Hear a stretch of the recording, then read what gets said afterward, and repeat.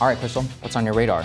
Well, boys and girls, let me cut right to the chase here. Liberals' favorite billionaire hero, Bill Gates, is lying to you in a way that is profoundly harmful for lives in the global south and for your health right here in the U.S. Let me explain. So as you know, while the U.S. is doing pretty well on vaccine administration, with half of U.S. adults having received at least one dose, poor countries are in truly desperate shape. Somewhere around 3/4 of vaccine doses have been administered in just 10 high-income countries. Over 100 countries have yet to administer their very first dose. India, of course, has become the new ground zero for exploding COVID cases. The U.S. just recently lifted an embargo on the raw materials needed to help make COVID vaccines in that country and to improve their vaccination rates. But in general, it's a mess. And it's a mess for basically one simple reason: greed.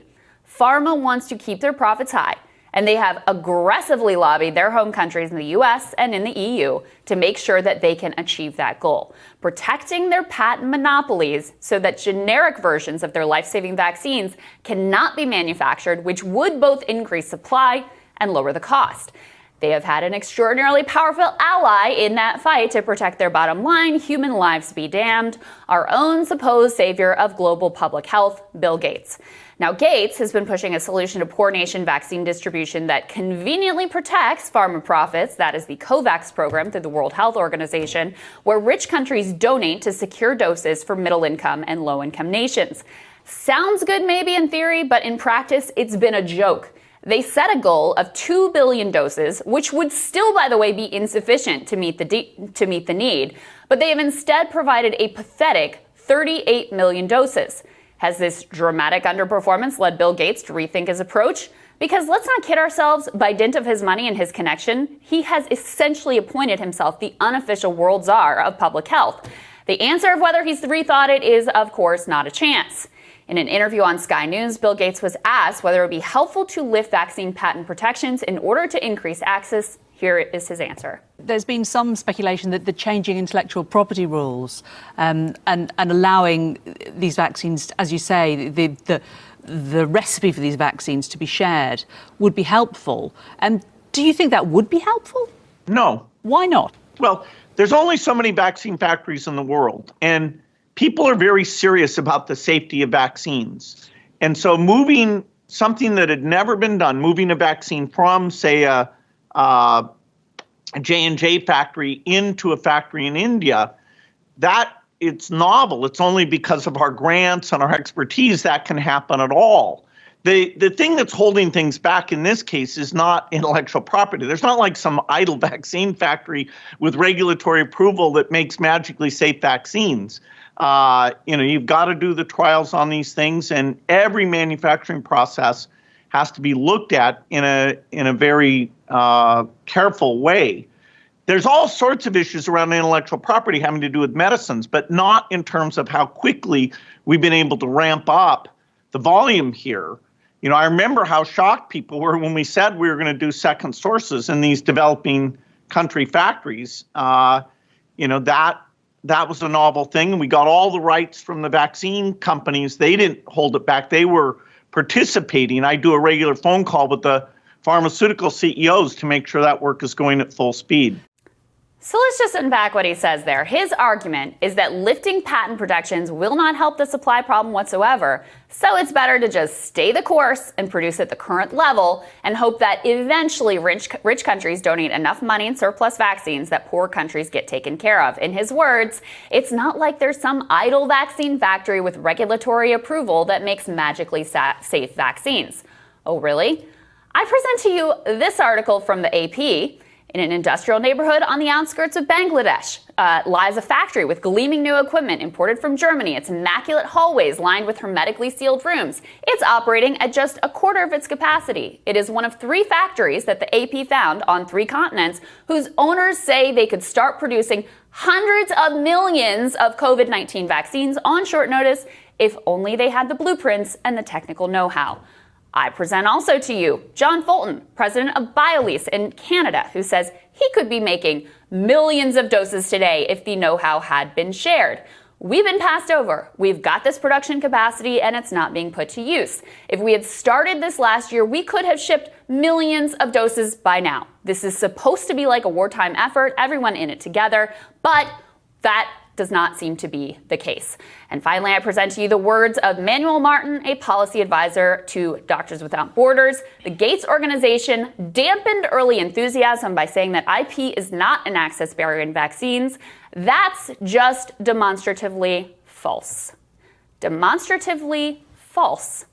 Bill Gates is lying to you when he says that lifting patent protections will not help with access. Now look, it may not magically fix everything. Nothing is a cure-all, but it is a root cause of the problem, and it would help to ease the supply issue so that poor countries can start vaccinating, and we can all avoid the horror of watching the virus mutate to the point where it jumps the current vaccines. Bill Gates, with his billions, set the course for how global vaccine distribution would unfold, and now millions of people around the world are paying the price.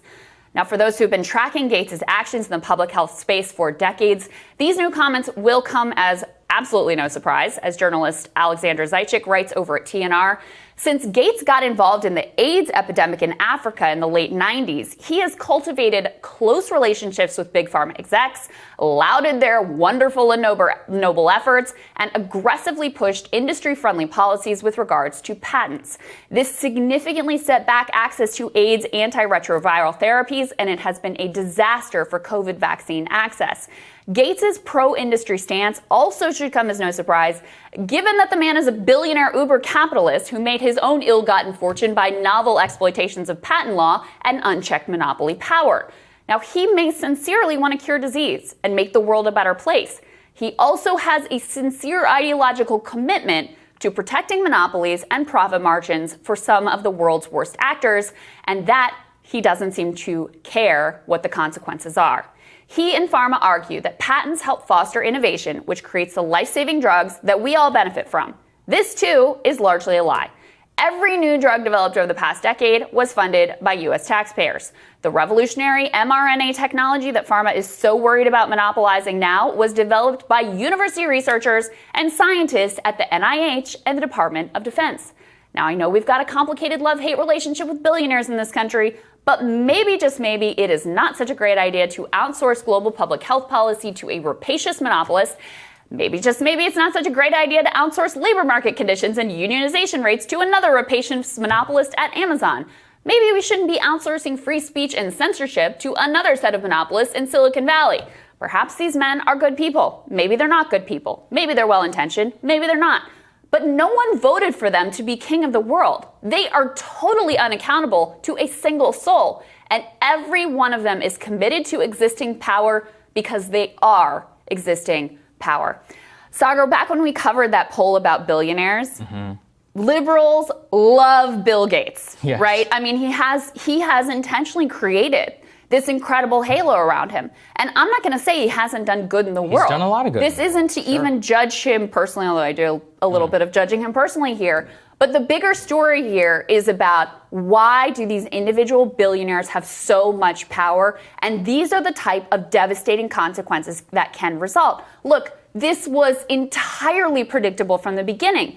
And if you rewind back to the beginning, there was a lot of talk about a people's vaccine and making sure that we were in a wartime effort to get vaccine supplies when they're developed, not just to the rich world, but around the globe, because that risk is real for absolutely everyone, even if you don't care what's happening in India or other places around the world.